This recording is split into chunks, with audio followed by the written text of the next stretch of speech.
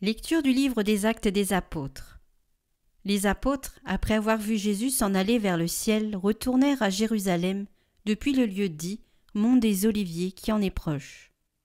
La distance de marche ne dépasse pas ce qui est permis le jour du sabbat.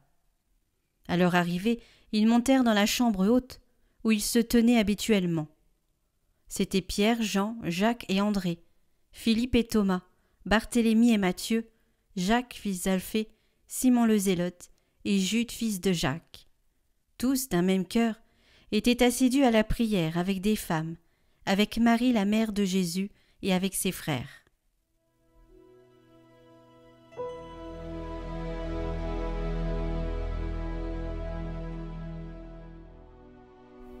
J'en suis sûr, je verrai les bontés du Seigneur sur la terre des vivants. Le Seigneur est ma lumière et mon salut, de qui aurais-je crainte? Le Seigneur est le rempart de ma vie, devant qui tremblerais-je? J'ai demandé une chose au Seigneur, la seule que je cherche, habiter dans la maison du Seigneur tous les jours de ma vie, pour admirer le Seigneur dans sa beauté et m'attacher à son temple. Écoute Seigneur, je t'appelle, pitié, réponds-moi. Mon cœur m'a redit ta parole, cherchez ma face.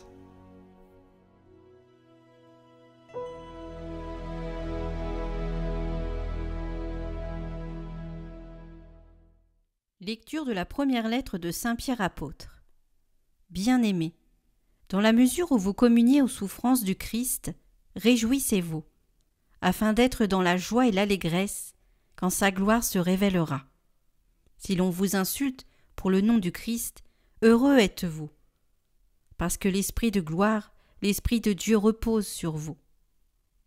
Que personne d'entre vous, en effet, n'ait à souffrir comme meurtrier, voleur, malfaiteur ou comme agitateur. Mais si c'est comme chrétien, qu'il n'ait pas de honte, et qu'il rende gloire à Dieu pour ce nom-là.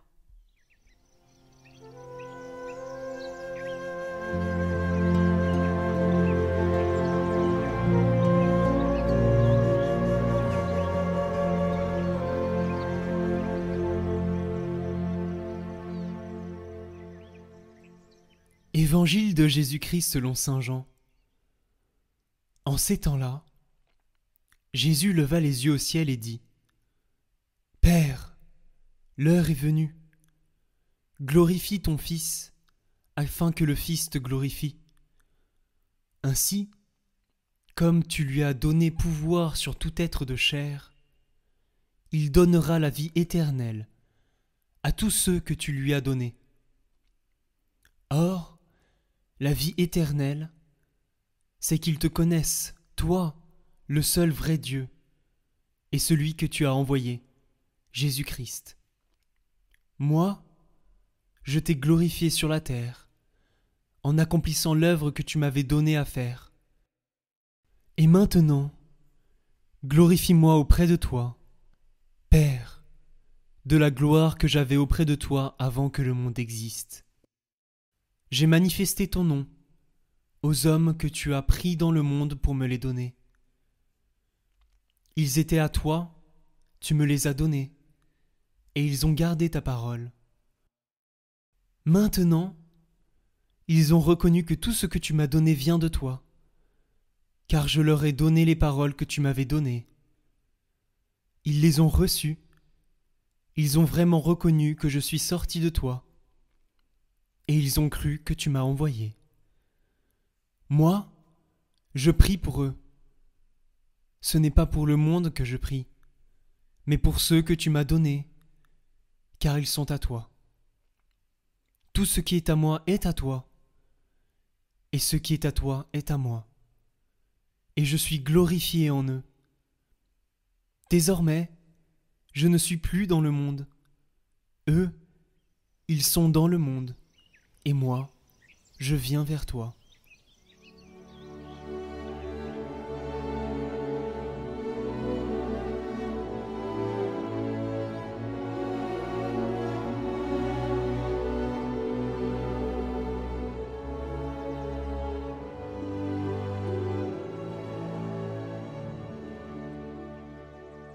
Chers amis, dans la première lecture d'aujourd'hui du livre des Actes des Apôtres, nous sommes juste après l'événement de l'Ascension. Et avez-vous remarqué ce que font les apôtres ? Ils se retrouvent ensemble à Jérusalem, dans la chambre haute où, nous dit l'Écriture, ils se tenaient habituellement. Il y a les 12, mais il y a aussi d'autres disciples, hommes et femmes. Et très certainement, ils se racontent ce qu'ils ont vécu ensemble, l'expérience qu'ils viennent de vivre, ils se soutiennent, ils s'écoutent, etc. Et puis, nous dit l'Écriture, d'un même cœur, ils prient ensemble. Et c'est magnifique parce que ainsi ils sont rendus capables de discerner ensemble, de comprendre ensemble l'œuvre de Dieu, son projet pour le monde et sa présence à leur côté. En fait, vous voyez, ce réflexe de se retrouver en communauté, ils l'avaient déjà eu avant, très probablement le soir de la Passion, après la mort de Jésus, où ils sont certainement traumatisés par ce qu'ils ont vécu et ils ont très certainement besoin de se retrouver, mais de façon explicite aussi au soir du dimanche de la résurrection. Vous vous souvenez des disciples d'Emmaüs qui reviennent à Jérusalem et qui retrouvent tout le monde dans cette même chambre haute. Ils témoignent là aussi, ils partagent l'expérience qu'ils ont eue et dans ce contexte-là, c'est Jésus qui apparaîtra. Du coup, vous voyez à travers ces témoignages des Actes des Apôtres et puis des autres scènes de l'Évangile qu'on comprend vraiment que nous retrouver ensemble, nous chrétiens, nous raconter mutuellement nos expériences de foi, discerner ensemble l'œuvre et la présence de Dieu, etc., tout cela n'est pas du domaine de l'optionnel. C'est pas un plus, c'est pas quelque chose qu'il est bien de faire en plus d'une prière personnelle, quoi. C'est du domaine du nécessaire. C'est du domaine, pour un chrétien, de l'existentiel. Ça fait partie pleinement du projet de Dieu pour le monde et pour chacun d'entre vous. On ne peut pas prétendre vivre notre foi de façon profonde et durable sans la vivre au sein d'une communauté et d'une vie communautaire de qualité. Voyez la communauté du temps des apôtres, mais aujourd'hui encore, c'est un lieu où on se partage notre expérience de foi, où on témoigne mutuellement de la façon dont on aborde Dieu. Je voudrais vous donner un exemple. Parmi vous qui m'écoutez, certains sont très certainement très sensibles, très touchés par les passages où Jésus montre toute la douceur et la miséricorde du Père. Vous savez, ces expériences, ces passages dans l'Évangile où Dieu vient guérir les malades, il est tendre avec les pécheurs, etc. Et eux-mêmes, peut-être, ils ont fait l'expérience de cette tendresse de Dieu dans leur vie, de la patience de Dieu face à leurs péchés, et ils enrichissent l'ensemble de la communauté de ce témoignage. Ce témoignage d'un Dieu doux, d'un Dieu tendre, il est important pour tous ceux qui, peut-être, sont moins sensibles à cet aspect du visage de Dieu.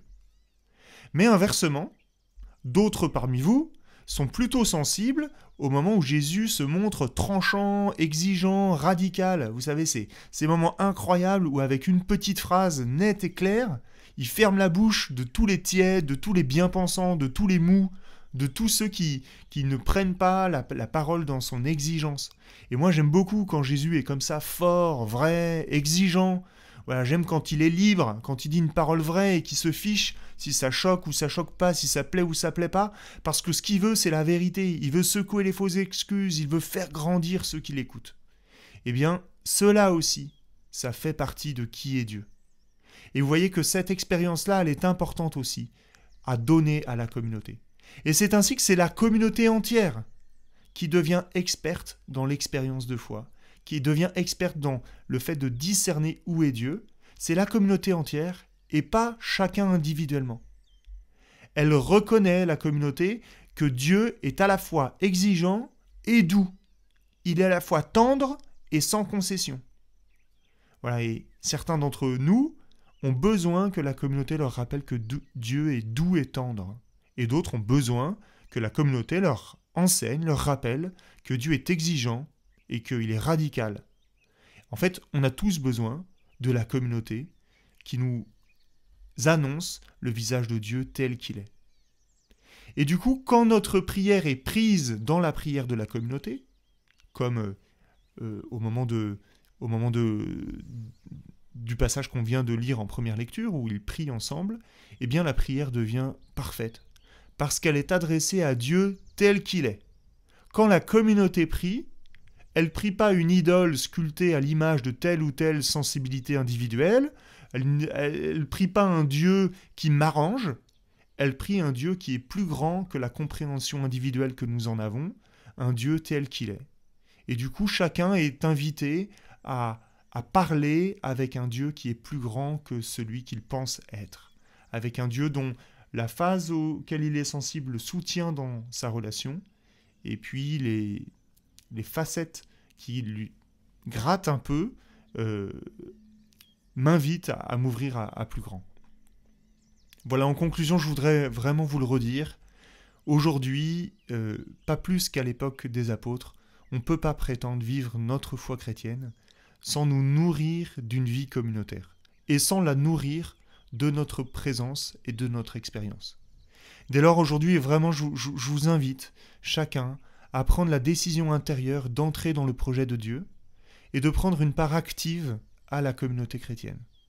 Et je vous invite aussi, en ce dimanche, à remercier Dieu de tout votre cœur pour l'Église qu'il nous donne, et grâce à laquelle on peut vivre notre foi, on peut reconnaître le Christ qui est présent dans nos vies, agissant dans le monde.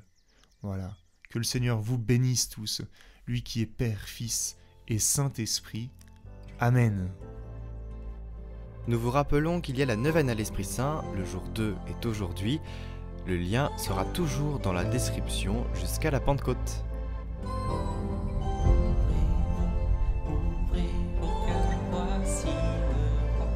Voici le Dieu fort. Ouvrez vos cœurs, voici le roi. Voici le Dieu fort. Glorifie le Seigneur, glorifie son nom, et célèbre ton Dieu, lui le roi des cieux. Glorifie le Seigneur, et acclame ton roi. Hosanna. Louange à toi, ô Créateur, Maître Seigneur de l'univers. Tu fais pour nous la mer et les flots, la terre entière et tous ses biens. Glorifie le Seigneur, glorifie son nom, et célèbre ton Dieu, lui le roi des cieux. Glorifie le Seigneur, et acclame ton roi. Hosanna. Qui peut monter vers les hauteurs et se tenir dans le lieu saint? L'homme aux mains pures, au cœur innocent, Dieu le reçoit et le bénit. Glorifie le Seigneur, glorifie son nom, et célèbre ton Dieu, lui le roi des cieux. Glorifie le Seigneur, et acclame ton roi. Hosanna.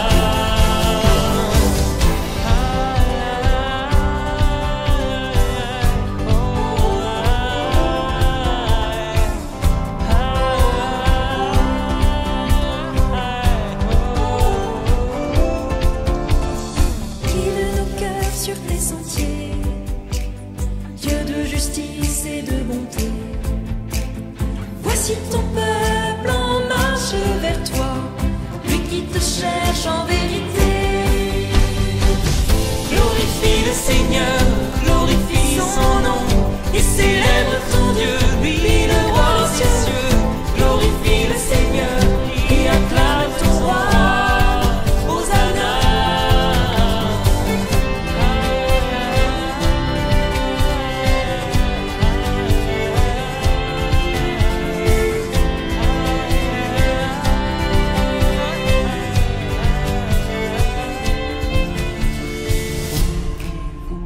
Ouvrez vos cœurs, voici le roi, voici le Dieu fort.